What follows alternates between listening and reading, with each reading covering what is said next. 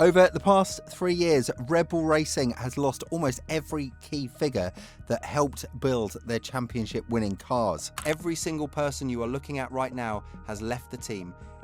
And the latest name to be added to that list is Gianpiero Lambiase, Verstappen's race engineer since 2016, who will leave to join McLaren by 2028. The team that was one of the strongest forces in Formula One for the better part of 5 years has been hollowed out from the inside. And with the RB22 sitting 6th in the Constructors' Championship after just 3 races, the biggest question in the paddock has shifted entirely. It is no longer about whether Red Bull can fix the car, it is about what Max Verstappen is going to do next. Verstappen's frustration with the current situation runs deeper than just the results. His biggest issue is with the 2026 regulations themselves. The new rules mandate a 50-50 split between electrical power and the combustion engine, which means drivers spend a significant portion of every lap managing their battery rather than simply racing. When the battery runs low, the car automatically slows down to recharge, a moment the sport calls superclipping. The result is a style of racing where drivers pass each other, lose their battery advantage, and then get passed back on the very next straight. Verstappen has not held back in expressing what he thinks about it. He called the racing Mario Kart. He said that anyone who enjoys watching Formula One in 2026 does not understand what racing is about. After the Japanese Grand Prix, he went further, telling reporters that he was genuinely reconsidering his future in the sport. He spoke about his daughter, about enjoying time at home with family and friends, and asked out loud whether it was all still worth it. These were not throwaway comments.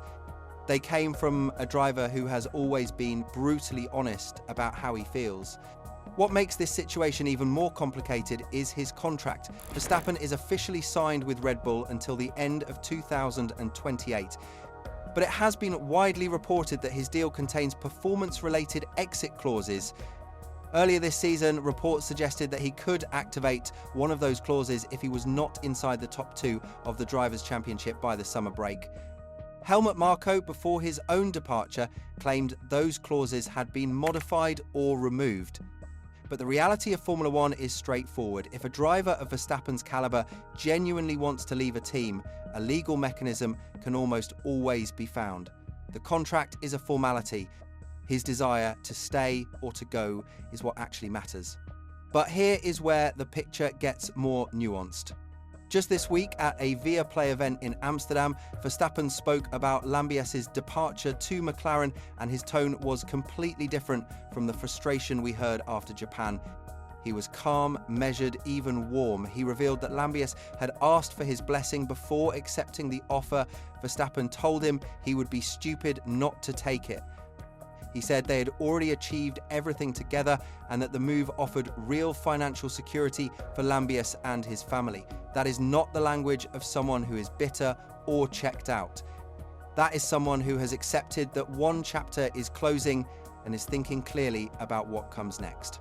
To understand why Lambiase's departure hits differently than all the others, you have to understand what that relationship actually was. Lambiase was not just an engineer reading data on a pit wall. He was the person Verstappen trusted more than almost anyone else in the paddock. He was the one who could challenge Max, push back on him, and keep him focused during the most intense moments of a race. Verstappen himself once said that he only works with Lambiase and that as soon as Lambiase stops, he stops too. That quote is now hanging over everything. Lambiase is not leaving immediately. He stays at Red Bull until 2028, but the countdown has started and Verstappen knows it. His father, Jos Verstappen, added important context when speaking to the Dutch media. Jos said that he and Max had known about Lambiase's plans for a while and that they had encouraged him to go for it. But the most telling part of what Jos said was about Max himself. When asked directly whether he expected his son to retire, Jos was clear. He thinks Max will just continue, and that matters. Jos has never been someone who sugarcoats things. He has been openly critical of Red Bull in the past, and he has never shied away from controversy. If he thought Max was genuinely done with the sport, he would say so. The fact that he expects his son to carry on is one of the strongest signals we have that retirement is not the real story here. So what does that actually mean for Verstappen's future? The most likely scenario, at least for the next year, is that he stays at Red Bull. His contract runs until the end of 2028. Lambiase is still his engineer for another year and a half, and the team is in the middle of a significant technical rebuild. Red Bull recently announced a reshuffle of their technical structure, promoting Ben Waterhouse to Chief Performance and Design Engineer and bringing in Andrea Landi from their sister team as Head of Performance. Team boss Laurent Mekies has been direct about the situation, saying that once they give Verstappen a fast car, he will be a much happier driver. That is the bet Red Bull is making, that the car will improve enough to keep him engaged and that the new technical structure will start delivering results before the end of the season. The question is whether that improvement comes fast enough. The RB22 is currently the slowest Red Bull car since 2015. It lacks downforce, it struggles with the new engine regulations, and it has been described by drivers within the Red Bull family as genuinely difficult to drive. In China, Verstappen qualified 8th, nearly a full second off pole position, before retiring from the race with a technical issue. These are not the conditions that keep a four-time world champion motivated. Red Bull have upgrades planned for Miami and beyond, but so does every other team on the grid. Closing a gap of this size in a single season is an enormous challenge. But if the car does not improve, the conversation shifts quickly. The most talked about destination is Mercedes. Right now, Toto Wolff is publicly saying he is completely happy with his current lineup and has no reason to consider any changes, but that is exactly what you would expect him to say. No team principal is going to signal publicly that one of his drivers could be replaced that would immediately hurt that driver's performance and damage the team from the inside. The reality behind closed doors is likely more open. Antonelli is clearly the long-term future at Mercedes, and while the exact length of his contract has not been officially confirmed, he is the driver the team is building around. Russell, however, only has a guaranteed deal until 2027. If he struggles to match Antonelli over the course of this season, the pressure on his seat will grow, and if that seat becomes available, it is very hard to believe Wolff would not make that call to Verstappen. A move to Mercedes in 2027 is not a certainty, but it is far from the closed door some are making it out to be. Ferrari is the other serious option. Hamilton's contract is expected to run until around 2027, which would open a seat alongside Charles Leclerc. Ferrari has reportedly shown interest in Verstappen before, and the combination of arguably the best driver on the grid with a car that is currently fighting for wins would immediately make them the team to beat. But Verstappen himself has made clear that a big name alone is not enough. He has said that he would only join a team like Ferrari if he genuinely believes in their project and their ability to win. That is a crucial detail.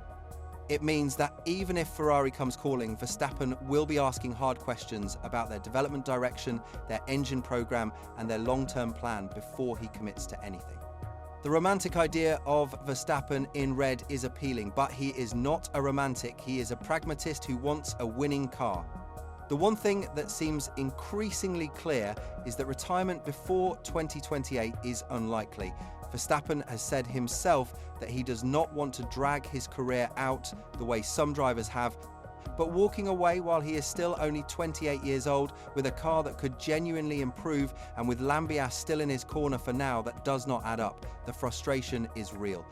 The doubts are real, but so is the competitive fire that has made him one of the most complete drivers this sport has ever seen. He did not win 4 world championships by giving up when things got difficult. Red Bull have until the summer to show him something worth staying for. The upgrades need to work, the new technical structure needs to deliver, and the car needs to start closing the gap to Mercedes. If they can do that, this story has a very different ending. If they cannot, the most talented driver on the grid will be looking elsewhere, and the entire landscape of Formula One will shift with him. What do you think? Does Max Verstappen stick it out at Red Bull, or is it time for a new chapter? Let us know in the comments.